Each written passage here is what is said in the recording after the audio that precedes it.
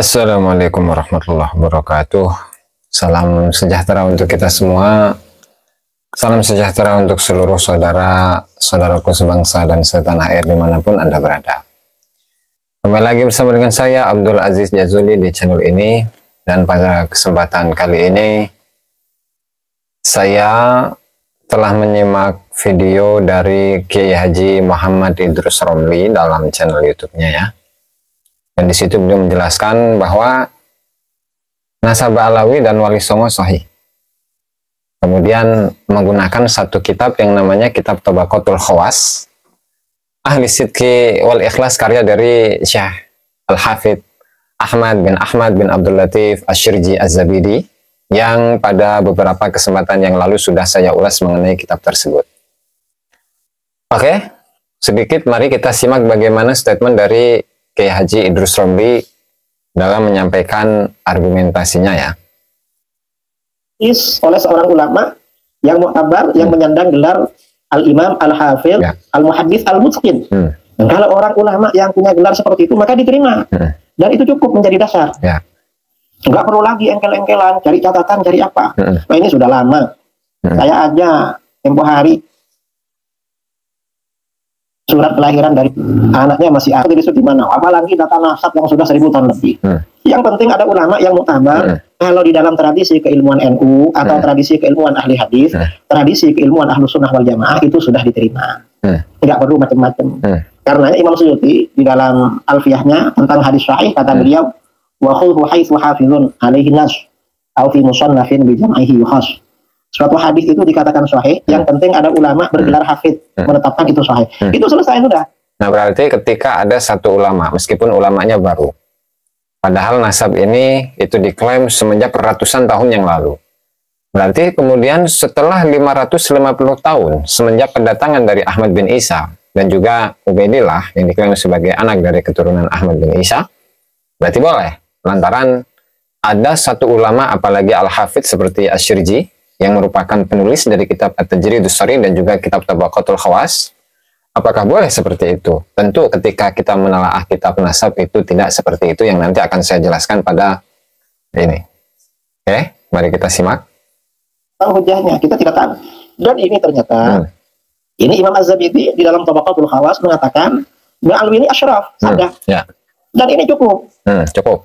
Nanti orang yang nggak ngerti ini nanti bilang, loh itu Imam Az-Zabidi kan bukan nasabah, bukan ahli nasab. Nah, ini kata-kata orang yang nggak ngerti level ilmu. Ilmu nasab itu levelnya di bawah ilmu-ilmu yang lain. Ya. Ilmu nasab itu adalah ilmu yang levelnya di bawah ilmu-ilmu yang lain. Nah, mari kita simak bagaimana penjelasan dari ulama nasab, yaitu Syekh Khalil bin Ibrahim Az-Zulai dalam kitabnya Muqaddimat fi Ilmil Ansab, ya, meskipun pada kesempatan-kesempatan yang lalu sudah saya kaji ya, bahwasanya ilmu nasab itu erat kaitannya dengan ilmu sejarah. Dan ilmu nasab seperti ilmu-ilmu yang lainnya terdapat pembaharuan, penelitian, dan tidak semua permasalahan-permasalahan atau persoalan-persoalan dalam nasab itu langsung diterima begitu saja. Lantaran ilmu ini seperti ilmu yang lain. Ya, mari kita simak bagaimana penuturan dari Syekh Khalil bin Ibrahim Az-Zulai di dalam kitab Muqaddimat fi Ilmil Ansab. Silahkan Anda buka di halaman 99 ketika menjelaskan tentang beberapa tingkatan-tingkatan dari orang yang ahli nasab, yang dimana yang kedua itu adalah membahas tentang al-bahith. Ya, langsung saja pada mahalus syahidnya, bahwasanya al-ansabu amanatun syar'iyyatun wa ilmiyatun, bahwa nasab-nasab itu merupakan amanat syariat dan amanat keilmuan. Wa mas'uliyatun, dan pertanggungjawaban. Khuturatuha ka khuturatit tib, bahayanya ansab itu sama seperti bahayanya kedokteran. La yamtahinuhu illa man kana ahlan lahu, yang tidak bergelut di dalamnya kecuali orang yang ahli dalamnya. Kemudian wali ba'din nasi fi ma yuktabu madzahibu.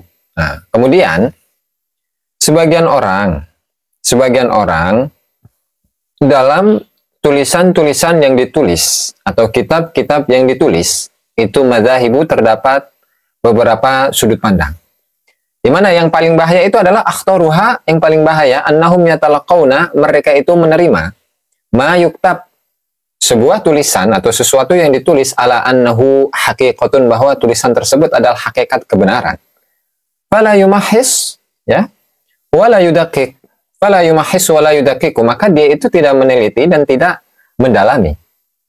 Wal adha min dzalika, dan yang lebih bahaya lagi dengan hal itu daripada hal itu adalah annahu yanqulu, bahwa dia mengutip ma qara'ahu, apa yang dia baca, mu'taqidan, dengan meyakini anna kullama yutba'u sahihun, bahwa semua kitab yang dicetak itu isinya adalah benar, tamma arduhu ala lijanin ilmiyatin, yang sudah disodorkan kepada lajnah-lajnah ilmiah.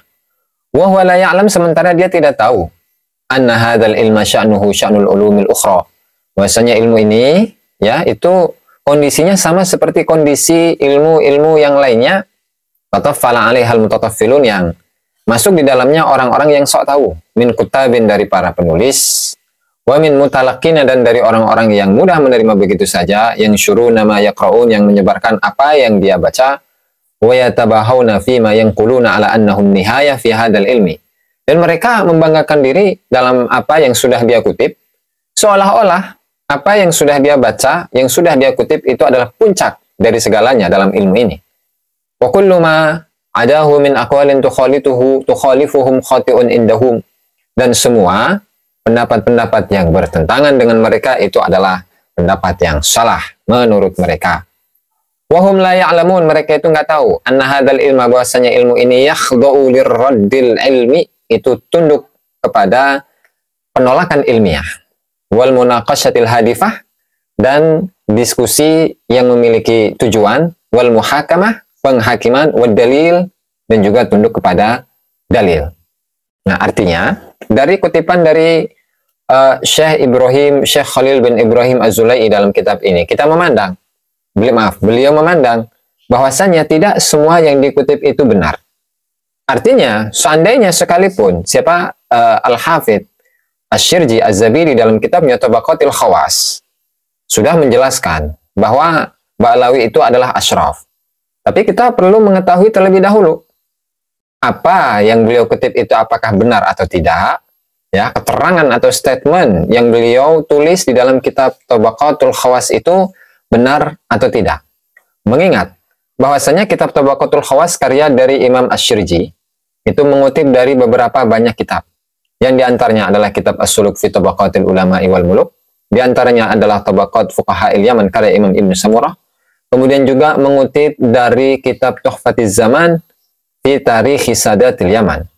Mengingat bahwasanya Imam Asy-Syirji itu meninggal pada tahun 893 Hijriah, dan penulisan kitab Tabaqat Asy-Syirji atau Tabaqatil Khawas karya Imam Asy-Syirji itu pada tahun 867. Kemudian ketika beliau itu mengutip keterangan seperti yang dijelaskan oleh Kiai Haji Idrus Romli di dalam channelnya itu, ternyata pengutipan tersebut 11, 12 atau sama dengan yang dikutip oleh Syekh Husain bin Abdurrahman Al-Ahdal dalam kitabnya Tuhfatuz Zaman fi Tarikhi Sadatil Yaman. Dan ternyata itu pun Syekh Husain bin Abdurrahman Al-Ahdal itu tidak secara langsung bertemu dengan beberapa tokoh-tokoh Ba'lawi yang dituliskan di dalam kitabnya. Tetapi beliau itu bertemu dengan salah satu murid dari Ba'lawi, ya, kemudian informasi yang didapatkan dari muridnya Ba'lawi tersebut dituliskan ke dalam kitab Tuhfatiz Zaman fi Tarikhi Sadatil Yaman. Mari kita simak bagaimana penuturan dari Husain bin Abdurrahman Al-Ahdal yang merupakan kitab yang dikutip oleh Imam Asy-Syirji di dalam kitabnya Tabaqatil Khawas Ahli Sidqi wal Ikhlas. Silakan Anda buka kitab Tuhfatiz Zaman fi Tarikhi Sadatil Yaman jilid 2 halaman 428 ketika membicarakan tentang Ali bin Alawi yang katanya ini adalah Ali bin Alwi Khali Qasam. Dan tentu ini pun juga pengutipan Ali bin Alwi kana abidan katsirus sholati wa kana yukarriru yang diceritakan oleh Kiai Idrus Romli. Beliau ini setiap kali sholat mengulang-ulangi tasyahud, ya, mengulang-ulangi salam, assalamualaikum ayyuhan nabiyyu warahmatullahi wabarakatuh, terus sampai menunggu jawaban dari Rasulullah Shallallahu Alaihi Wasallam secara langsung. Bahwa ini yang dimaksud adalah Ali bin Alwi Khali qasam. Sementara keterangan ini ada pada kitab As-Suluk. Artinya dari kitab As-Suluk ya, yang menjadi sumber dari kitab Tuhfatiz Zaman. Ya, kemudian sumber tersebut dikutip di dalam kitab Tuhfatiz Zaman fi Tarikh Sadatil Yaman. Nah, kemudian kitab ini Tuhfatiz Zaman, dan tentu musannifnya itu lebih dahulu daripada Syekh Asyirji.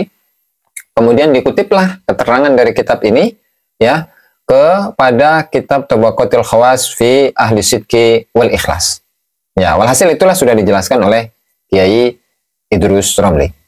Nah, kemudian di sini ya, ketika setelah Syekh Husain bin Abdurrahman Al-Ahdal menceritakan tentang Ba'alawi, beliau menambahkan keterangan atau komentar atas kisah tersebut. Ya. Maka beliau mengatakan kultu, yang beliau akan menceritakan Umar bin Abdurrahman As-Segaf atau Umar Al-Muhdar bin Abdurrahman As-Segaf.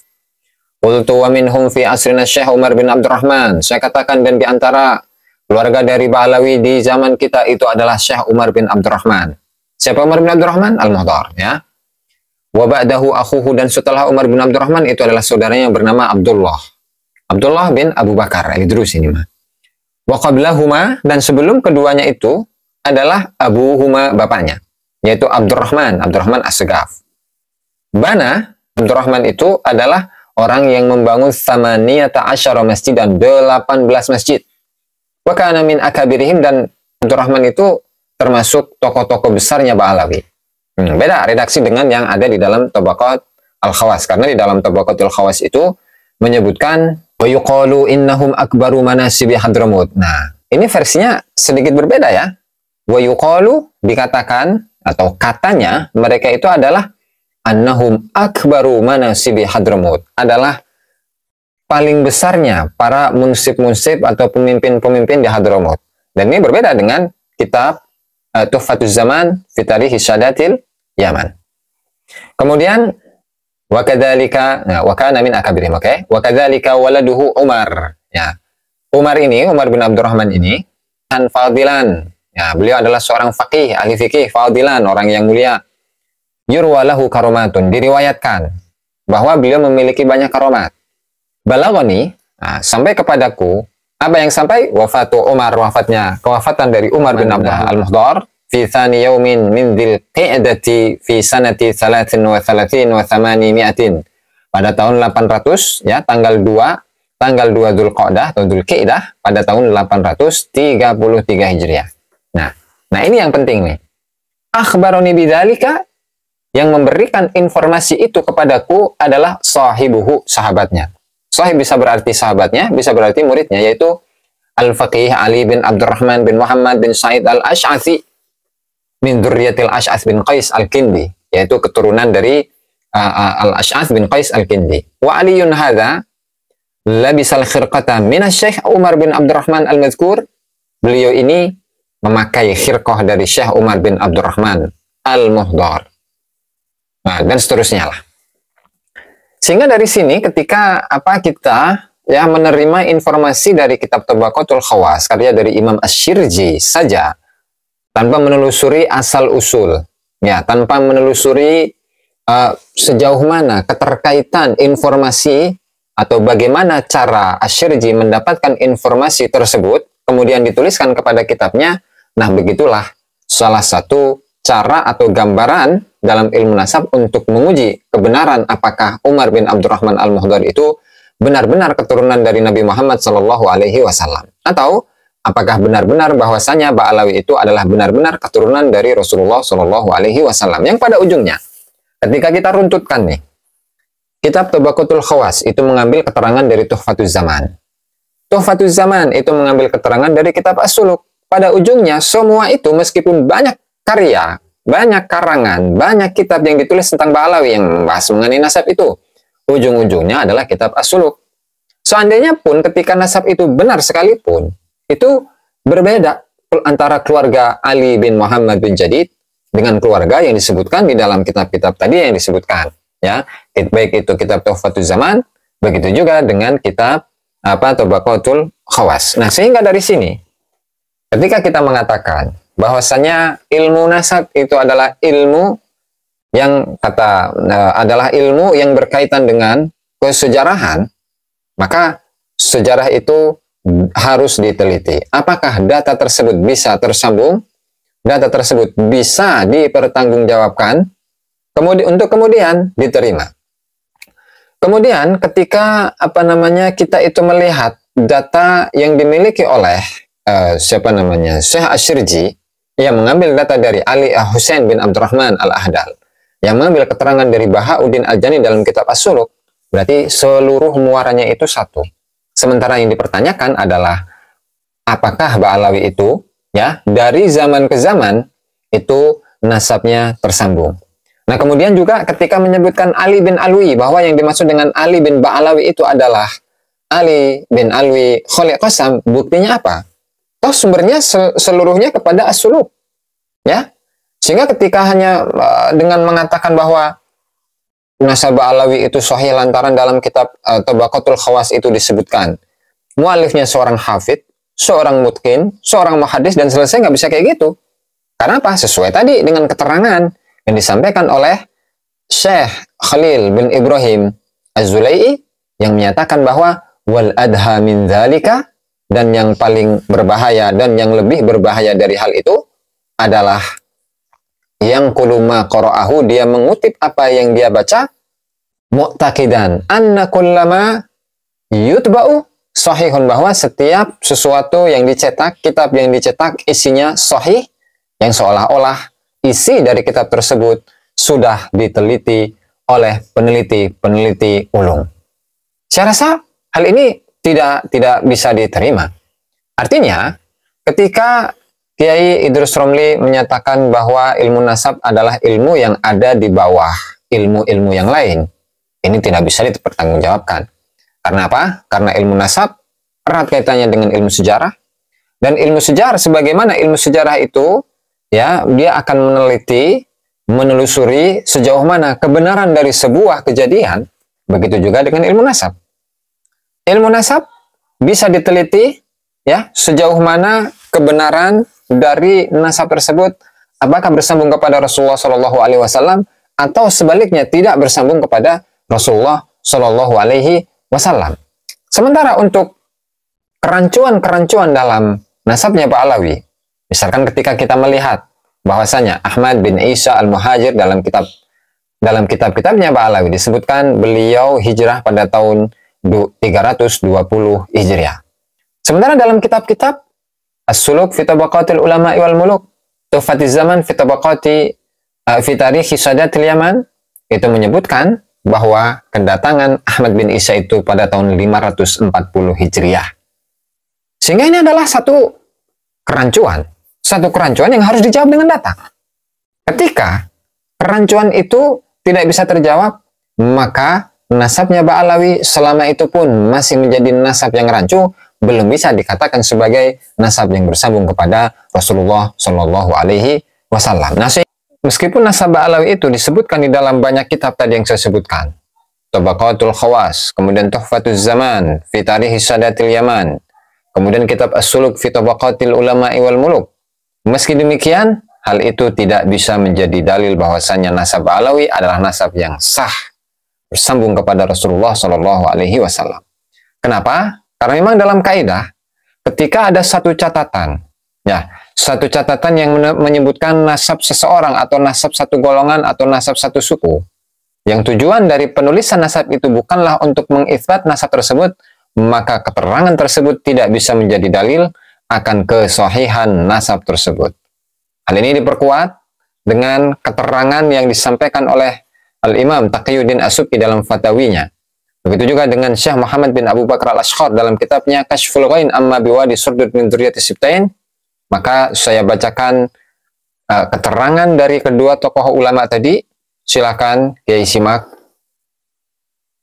Wa ammal mubahasatu, kitab Kashful Ghain Amma Biwadi Surdud min Dzurriyyati Sibtain, wa ammal mubahasatu falladhina taqiduhu adamu syarafihim idlam tazal walam nasma ahadan mimman yu'tabaru bihi. Adapun kaum al-mubahasah, suku al-mubahasah, maka yang kami yakini status mereka bukanlah syarif. Karena mubahasah itu selalu, dan kami tidak mendengar seorang pun mimman yu'tabaru bihi, dari orang-orang yang dianggap wa yasluhu, dan yang pantas an yakuna mustanadan qawlahu, untuk menjadi sandaran ucapannya, illa ma yujadu fi ba'dil kutubi bi khattin nusakh, kecuali ditemukan di sebagian kitab-kitab dengan tulisan para penyalin kitab. Kutiba, yang ditulis birasmi syarif fulan bin fulan al-fulani al-husaini nasaban, dengan tulisan asy-syarif fulan bin fulan al-fulani al-husaini secara nasab. Wahada, dan contoh yang seperti ini, tulisan yang ada di sebagian kitab, ya, itu la yasluhu an yakuna, la yasluhu umdatan, itu tidak pantas menjadi umdah, menjadi sandaran. Wala yakiful aqlu indahu, ya, dan akal itu tidak berhenti di sisinya, artinya tidak diterima oleh akal. Ya. Kemudian juga keterangan dari kitab Al-Fatawa, Fatawa Subki, jilid 2, halaman 260, beliau mengatakan, idza ra'ayna maktuban, ketika kita melihat satu tulisan, laisa maksuduhu, yang tujuannya itu tidaklah isbatan nasab, yang bertujuan bukan untuk menetapkan nasab, lam nahmilhu ala isbatin nasab, maka kita tidak mengarahkan tulisan tersebut untuk pengisbatan nasab.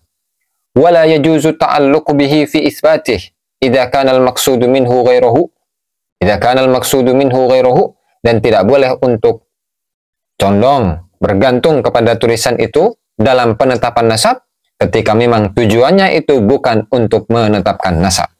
Nah, sehingga keterangan yang ada di dalam kitab Tabaqatul Khawas, yang mengutip dari kitab Tuhfatuz Zaman, yang mengutip dari kitab As-Suluk fi Tabaqatil Ulama wal Muluk, meskipun di situ menyebutkan nasab dari Ba'alawi sebagai seorang syarif, sebagai seorang duriyah Nabi Muhammad SAW, itu tidak bisa menjadi dalil akan ketersambungan dari nasab mereka kepada Rasulullah SAW. Maka dari itu, meskipun ya penulis dari kitab Tabaqatul Khawas merupakan seorang al-muhaddis, al-mutqin, ya kan, al-hafidh, tetap saja itu tidak bisa dijadikan sebagai bukti bahwa nasab Ba'alawi adalah nasab yang bersambung kepada Rasulullah SAW. Sehingga mudah-mudahanlah dengan adanya beberapa referensi-referensi yang saya sebutkan. Kitab Tabaqatul Khawas, saya memiliki tiga naskah. Yang satu cetakan, yang dua itu cetakan, yang satu cetakan Mesir, yang kedua cetakannya Abdullah bin Muhammad Al-Habsyi, kemudian yang satu adalah masih manuskrip. Begitu juga dengan kitab Tuhfatuz Zaman fi Tarikh Syadatul Yaman, saya memiliki beberapa manuskrip, dan juga kitab As-Suluk fi Tabaqati Al-Ulama wal Muluk, dan juga saya memiliki 2 manuskripnya. Sehingga dengan adanya komentar dari Kiai Haji Idrus Romli ini, saya rasa hal ini menunjukkan bahwasanya kiai-kiai kita sekarang sudah mulai membuka diri untuk membuka atau menelaah kitab-kitab yang berkaitan tentang nasab Ba'alawi. Dan hal ini tentu kita apresiasi yang sebesar-besarnya. Dan mudah-mudahan beliau, Kiai Idrus Romli, itu membuka lagi dan membuka lagi, menelaah lagi dan menelaah lagi, dan tidak hanya menerima satu informasi, apalagi informasi tersebut hanya disebutkan dalam satu kitab, dan apalagi hanya dengan meyakini bahwa ketika kitab tersebut menyebutkan Ba'alawi, kemudian diyakini itu adalah sebuah kebenaran, adalah sebagai puncak dari sebuah kebenaran. Saya rasa hal itu saja yang bisa saya sampaikan pada kesempatan kali ini. Mudah-mudahan bermanfaat bagi kita semua. Wallahu al-muwaffiq ila aqwamit thoriq. Wassalamualaikum warahmatullahi wabarakatuh.